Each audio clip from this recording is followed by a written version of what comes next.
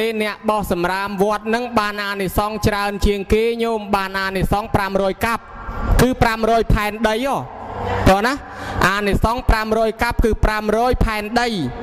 ហើយរមែងកើតឡើងបានអានិសង្ឃ5ប្រការទី1ខ្លួនឯងជ្រះថ្លាណាឲ្យតអ្នកបោះសម្អាតមកឃើញវត្តស្អាតវាត្រេកអរញឹមក្នុងចិត្តវាសបាយទី2អ្នកដតីក៏ជ្រះថ្លាទី3ទេវតាស្រឡាញ់នៅនឹងទី4នៅនឹងឯងស្លាប់ទៅកើតក្នុងឋានសួគ៌ទី5ចុះពីឋានសួគ៌មកវិញកើតឡើងរូបស្អាតដាច់គេណែអញ្ចឹងវាមានរឿងពីជំនាន់ព្រះអ្នកកើតមករូបស្អាតអញ្ចឹងដែរនឹងដោយសារអានិសង្ឃនៃការបោះសម្រាមក្នុងបុណ្យខ្លះមានកម្មវិធីនឹងអុជកំជ្រួចបង្ហូតគោមបើមានអុជកំជ្រួចបង្ហូតគោមបើណាអ្នកអុជកំជ្រួចឬក៏ជួយជាថ្លៃទិញកំជ្រួចអុជដើម្បីបូជាដល់ប្រតនត្រ័យឲ្យក្រឹកក្រែងបានអានិសង្ឃ15កាប់ញោម15អាយុកាលផែនដីបានសុខបានសប្បាយឡើងជាសេដ្ឋីនឹង500ជាតិហើយកើតជាទេវតានឹងមានយស័កមានបរិវារ